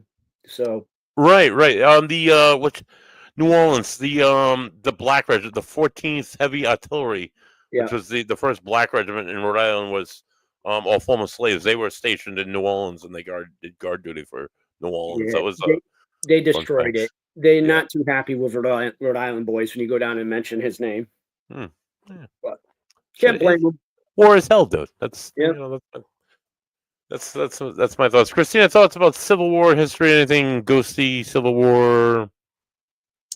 I just want to visit some of those battlefields. Oh, I yeah. mean, I know because so many people have already investigated, Mhm. that they're freaking haunted, but I know a fellow medium who has gone to Gettysburg, and she was telling me just how so overwhelming it was just Mhm. walking to Mhm. from the car to, and she was like, you could like you were saying, she could feel the emotions and things Mhm. like that, and the things that she could see, and this was during the daytime, you know what I mean? And Mhm. I'm like, God, I don't, for a while I was like, I don't know if that actually sounds like fun, you know. I don't know. I'm a physical type of person. Sometimes spirits like to make me feel what they felt, Yeah. you know. I don't want to Yeah. go through that. I don't want to feel what a gunshot wound from the Civil War feels like, you know what I Right. mean? Like, no, thank you. But at the same time, I'm so like, I want to go. I Right. don't really know a lot about the Civil War itself. Like, my expertise in history is the World Wars and a Mhm. little bit of the Korean and Vietnam that came after. Mhm. I don't know why growing up I was just always obsessed with Germany Mhm. and Europe in general, but mostly like Germany and England and Russia and how they had that relationship and all that fun stuff. I mean, like everybody over there was family, like let's be real, but They all stabbed each other in the back and went to war with each other. Yeah, it mhm, was a shit show. Yeah, for sure. like ask me about that, I can go on all day. Mhm. But the Civil War is definitely one that I want to learn more about, only because I feel like a lot of things that have happened then are becoming more relevant now. For I sure. also, yeah. So like it's definitely on my to-do list of documentaries to be watching. Hey, buddy, you Especially got as a Rhode Islander, there was such a overwhelming response to Lincoln's call for duty. A lot of Rhode Islanders responded like immediately, um, and it's just like a lot of them were involved in militia groups and stuff here, which we think of militia groups, we think of like a bunch of crazy dudes who have too many guns in the woods. But it's like actual like this the roots of the National Guard today were like these groups who were like one of them was the Providence, what is it, Providence Marine Artillery or something like that. That's where like some of the best like artillery soldiers from Rhode Island were in that like for years practicing how to fire cannon. So like the Rhode Island boys had like a reputation um for being like really good behind the cannon. So it's just like it's a very rich history coming from Rhode Island. So it's one Hey, of my buddy, you got the platform. I mean, you should start putting some fundraisers in the armory, teaching some of the Civil War stuff. I'll help. I know my dad would. We'd come down, show the cannon drills, certain stuff like that. Ways that they, foot drills. Invite the families into doing that stuff too. Get them involved in the foot drills and stuff. like I know that the Gettysburg gun is, of course, as you know, it's like locked up with the ball, but Mhm. they also have the Bull Run gun, That's what I'm which saying. You got those two weirdly enough guns is in there. only used during the Battle of Bull Run, and then it was like retired here for a while. I Um, guarantee we could probably find some implements for someone to let us borrow them and teach them. yeah, So, no, like people think of the cannon like, oh, it's just a cannon on wheels, and they're like, no, they have this whole back piece, and it was like a whole like team of guys that would operate it. yep, It was no, it's definitely a cool history. yep. We went. I brought Christina in there. Christina and another lady by the name of Sarah. I had to meet me up the road, a mile up the road. I'm like, hey, I'm going to take you somewhere. I'm just not going to tell you where we're going. They're like, all right, whatever. But just follow me. We went to the armory. We walked right in. Of course, I wanted to know all about the Gettysburg. I'm like, there's got to be like the Gettysburg gun. Just look at the Gettysburg guns. There's something to the Gettysburg gun. Patrick's like, yeah, the Gettysburg. And it's like there was nothing there. It was the Gatling gun that had like the biggest, strongest pull. I think I don't know, Christina. What are your thoughts on the armory and the ghosts that may or may not be haunting the Varnum Armory? There's a lot of different spirits at the Varnum Armory, all for different reasons. For sure.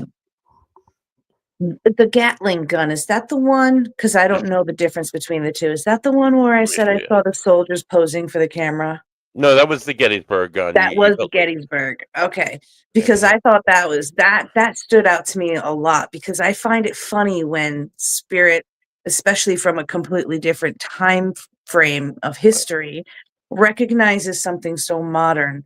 Like, That's the Gatling gun right there yeah. with the crank and stuff. Oh, she's gorgeous. Yeah, it's a beautiful piece. 1880s. They have it was Rhode Island's first battery. They have a painting of it downstairs, but I don't know if it was ever used in a conflict. I don't believe so, but I don't know if you know the name, Charles. Don Markham. He was a I know former Tom very well. president. Sarah picked up on Don Markham like immediately. It's like, come and look at this gun. Come and look at my guns. But he's so proud of it. He's the one that actually secured it for the armory. I He knew got in Don there. very, As soon knew as him she very started well. talking about him, Patrick's like, "That's Don Markham." I'm like, "Oh, I know that name real well." Yeah. He was when I was in the militia stuff, he was very good friends with my family actually before even the gun went in there. When I departed ways at the artillery company, he's the one that brought me into the Varnum for a little bit. Nice. And I was a Varnum member for a little, and I just didn't get into it because I'm not into the whole infantry thing. Mhm. So it's like now they got Oh, the artillery marching, guys the, and the they're marching thing they got. Yeah. yeah, I don't mind marching because it's part of the job, but it's Mhm. like I'm a reenactor. I wanted to get out and shoot Right. stuff. You know, Yeah. I didn't want to just do parades and what I call dog and pony shows. Right.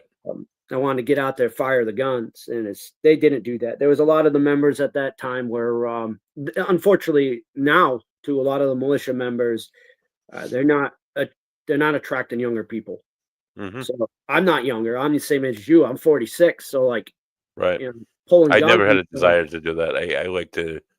I'll be a docent. I'll give people tours all day. I don't want to dress up Yep. in Rev War gear and march in parades. Although I will be in that parade, marching with my clients on Memorial Day, marching up Main Street in East Greenwich. You can see my lovely face. I'll be walking, holding a Thrive sign. But I mean, yeah, it's send me a message. See if they want the pirate to jump in with them. I'll throw on the gear and go march with them. well, there you go, dude. That's fun. Yeah. Yeah, so it's like just ton of like local history, ton of local haunts. Not Varnum doesn't really advertise the ghost thing much. They had Taps go in there on their last season. I think it was called like Angry Patriots. There's no angry spirits. Well, there may be angry, but there's no overtly angry spirits in there. There's nothing negative there. It's honestly my opinion. There's so many artifacts in there. Maybe there's some.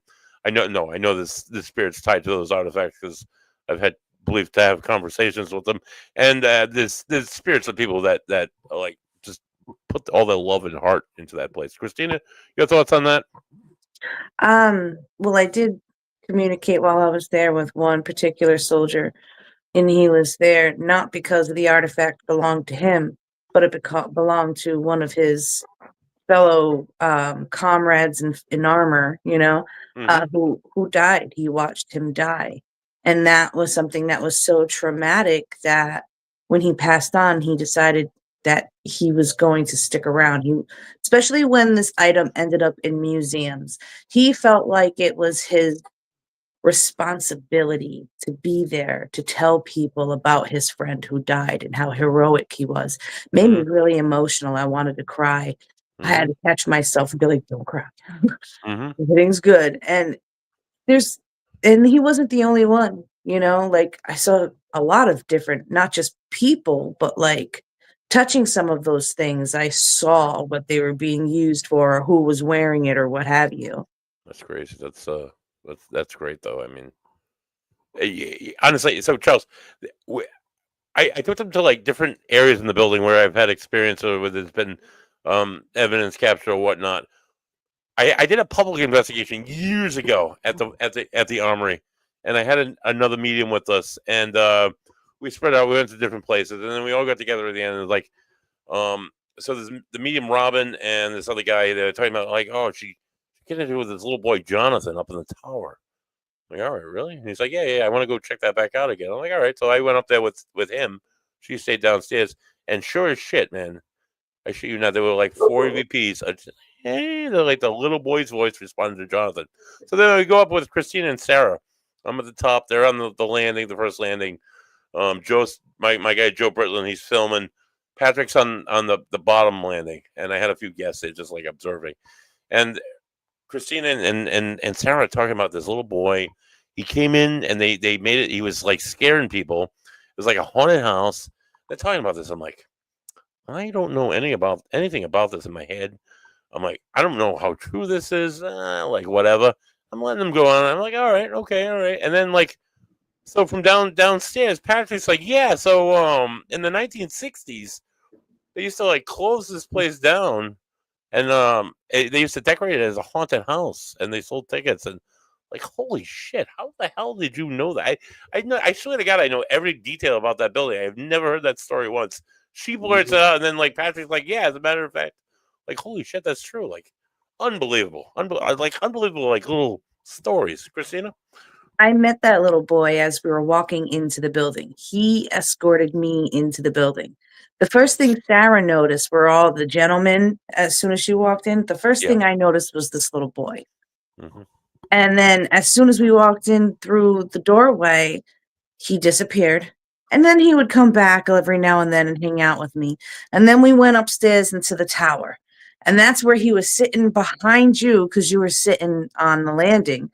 And then I was next to you, and then it was Sarah, so on and so forth, going down the stairs. And yeah, I picked up right away on that. He comes here because he used to have a lot of fun here because it was a haunted house. And then homeboy downstairs chimed in, said, yeah, the 1960s things. And that's when he started trying to joke around.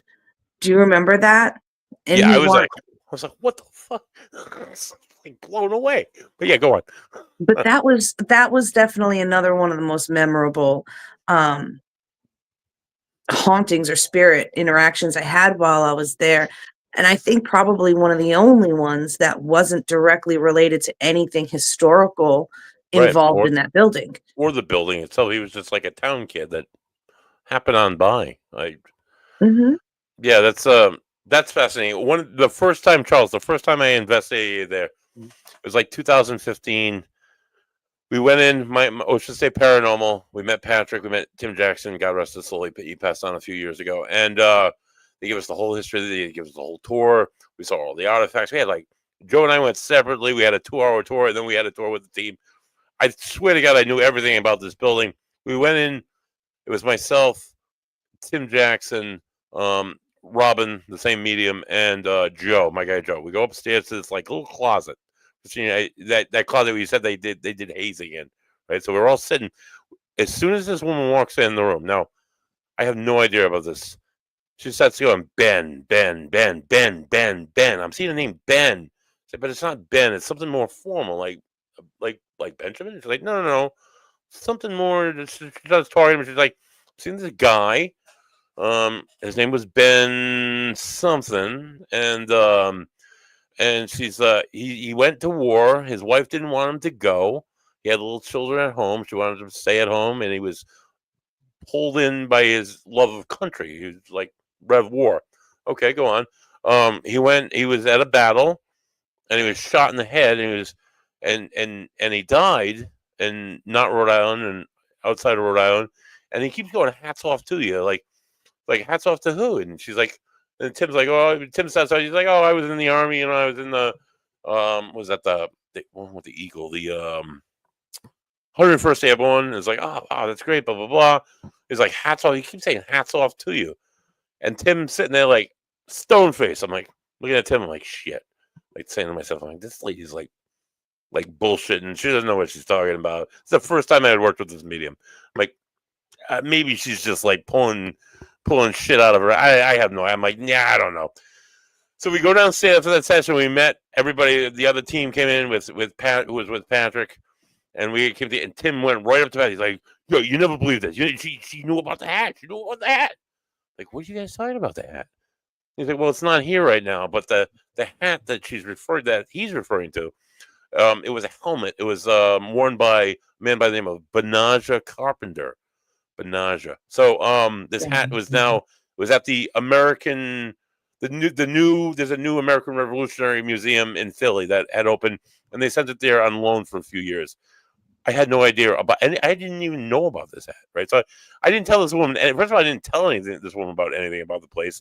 Second of all, there was nothing online about any of this. So this guy, Benandra Carpenter, he was one of the founding members of the U.S. Artillery. Him and oh god, oh fuck, I forgot his name. The guy who founded the American Artillery in the Rev War under Washington. He was after the Battle of Long Island, where Washington got absolutely slaughtered. He was defending Washington's retreat, and he was shot in the head wearing this hat. And they're like, we have letters from him and his wife begging him to come home because he has a little child. Like, dude, my jaw hit the fucking ground. Excuse my French. Like, no. It's like, yeah. It's like, here's the picture. The hat's actually. He came home to the museum for several years and then went back out on loan. I think it's in the 250th anniversary of the Army. They're doing a whole thing with the hat and everything. But like, she knew about an object, about a person, and I had no idea. And I had like no idea. And Tim played it off as long as he could. And she kept saying hats off to you. I'm like, what the fuck is she talking about? She knew exactly what she was talking about. She's talking to a spirit that's been dead for over 250 years, and his object isn't even here, and he's still here. And they know exactly what she's talking about. It's just like that was like my first experience at the Army, and I've had 1,000 experiences since then. It's just these places that trap history and spirit are actually absolutely phenomenal. And I implore anybody to just go to the Army, just get a tour. You don't even have to do the ghost stuff. Just, you might experience something while you're there for sure. So Charles, we gotta wrap up. We're getting close to the mark here. Anything you want to, where people can see your YouTube, YouTube, your podcast, whatever. It's Patriotic Pirate 1979. It's the YouTube station is called Halloween on Military Street. And it's a combination of everything. It's kind of like a potpourri of entertainment. I love it, dude. Working with history stuff, horror stuff, mixing it together. And I'd like to extend my invitation to you as well, because I know you guys are wrestling fans. Chuckles the Clown is now 8th time 24/7 champion. So come in June, I'll give you the invite. You guys can come down and probably have you guys do some guest stuff inside the ring. Oh, dude, I love free. So I almost went to a midget wrestling event like last month, but anyway, go on. I digress. Yes, we'll get you down there in one socket. It's at Blackheart's AWL. Nice. They're doing really good. They got a lot of guys from WWF. They actually have Danger Boy, Wolverine, Sonny. Oh wow. We had this guy Tarzan down there. We've had quite a few independent wrestlers showing up, so it's blowing up. Nice. I only went down there to like show my respect. Now I'm a trainer on top of that, and I ended up becoming a champion. So it's like, okay, I guess I'll stick around for a little while more. Yeah, sure. Training my nephew for a little bit, but the show's got a lot of that. It's got a lot of local horror stuff. The Clown, of course. The Clown is back into town. Christina, he does a clown. He's a clown on the side. Yeah. He's I was quite the only a character. The only mascot for Ocean State Paracon ever was the Chuckles the Clown. So right. Yeah, people got excited to come down and see me down there, and it fit in so well. Your past wife, I love her soul, but she was deadly afraid of me at first. Deathly, she hated clowns, dude. I have a very irrational fear of clowns. I'll admit that. And then it's a creepy figure, dude. It's not. Well, my clown's not nice, so I don't blame you. I think of John Wayne Gacy. I think when I think of clowns, which is also part of the reason why I don't like clowns. But your wife got over it, and you guys became good friends. So right. I thought I wasn't too bad. No. She embraced the clown in you, and she took a photograph with you as a clown. So that was huge, because I remember the first year we were there. She's like looking across the road. She's like, "What is a clown?" I'm like, I know, he's okay. No, he's a clown. She No. clobbered me a couple times when I got her good. I remember once you had your dog there, and I came up and I wasn't trying to get her. There was someone in the way, and I honked the horn, and she jumped. The dog honked, and she came over and clobbered me. And I'm like, well, I deserved it. Yeah. So Freaking clowns, dude. yeah, but you guys have always been. Who would have known that under that makeup I was a paranormal investigator? You know who Right? did? Keith Johnson and all the other guys. That's why I was invited Keith there. Johnson's a great. I look forward to having Keith and Carl on the show again. Definitely. Two great demonologists from Rhode Island, responsible for like the Conjuring House and shit like that. Not just the Warrens. So just tremendous, like down to earth guys. Always been like huge supporters of mine, which I always appreciate. Have you reached out to Mr. D'Agostino yet, Tom? I have. Tom took us out to Ramtail a number of years ago. Okay. Before they diverted the trail and said like people aren't allowed there anymore. And I was supposed to go with a friend of mine. I got a friend who like explores and documents Hampton City, and I've been out there many times. And Tom was doing a tour out there. He was away with his kids in New York. I've been trying to set up a private thing with Tom since then, but Tom's a great guy. He's another guy. He's got a ton of like knowledge in his head. Yeah, let me know because pretty good friends with him, and I know Hampton City pretty well as well. And the Ramtail is not so much off the pages anymore. They blocked the trail. I know where the trail is. Yeah, it's not on reservoir property. It's close to reservoir property, but yeah, it wouldn't be the first time I've been on reservoir property. Yeah, they can't make you not go on that because that is it's kind of like it's shared property, so they can't. It's a foster land trust over there. Yes, so they can't. You're supposed to be able to. Yeah, I've had people try to chase me off there. I'm like, dude, you have no strings to chase me off here, and I'll go call the cops. Like, go ahead, I'll wait for them. Christina, the Ramtail Factory, the oldest legitimate haunt in Rhode Island, longest documented haunt in Rhode Island history. Out there in Foster, out in the woods, you would never even know it's there unless you knew it was there. There's an old mill where a guy essentially killed himself, allegedly, and then like within days of him dying, like funky shit started happening there. They abandoned the whole village, and the old mill went up in flames. It's just the ruins are left, but it's it's definitely. I've gotten like some like serious K2 activity out there, and there is no power anywhere out there. You're in the middle of nowhere, literally. So it's like really cool places to check out in Rhode Island. Yeah, that cemetery in front of it too is pretty that's a cool cemetery with energy. Like my buddy ended up feeling like he was getting choked there. Oh wow. We were just walking through, and we don't normally have issues in cemeteries because that's not one of those things where they're always haunted. But this one, we're walking through and just taking pictures. He's like, man, he started like, just feels like something's choking me. And he had to head out of it. So. All right. Christine, anything you want to ask? Any last questions before we wrap up? I'm good.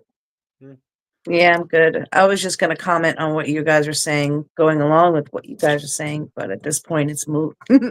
Yeah, no, that's fine. Ramtail is really cool. It's off of, what was that? Danielson Pike, I think. Yeah. Tremendous location. It doesn't have to be evil. It doesn't have to be negative. You can go to all these places.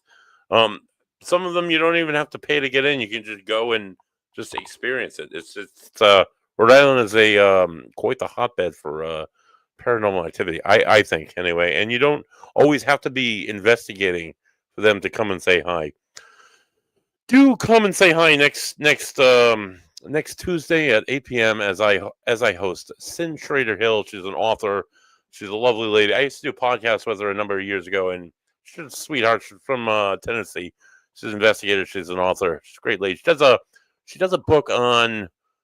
The first book was on her experiences with when ghosts speak as an investigator. Then her second book was on like when loved ones die. And I actually got a chapter in the book. So, I mean, it's absolutely, it's tremendous. So join us next week for Sin Schrader Hill. Join us next Thursday for Three Dudes Brews, the last call. And tune in fairly soon as we crack open episode 9 live at, Christmas. Craft and Hope Brewing down there in East Greenwich. For Charles Gardner, for or Rendrag Salark, for Christina Marie, psychic medium. It's been me, Buddy Thayer. This has been the Ghost and the Goat. Thank you all for tuning in. Tune in next week. Tune in often. Drink good beer. Have good times. Live, love, and all that good shit. Have a good week, folks. Have a good night. Good night. Toodles.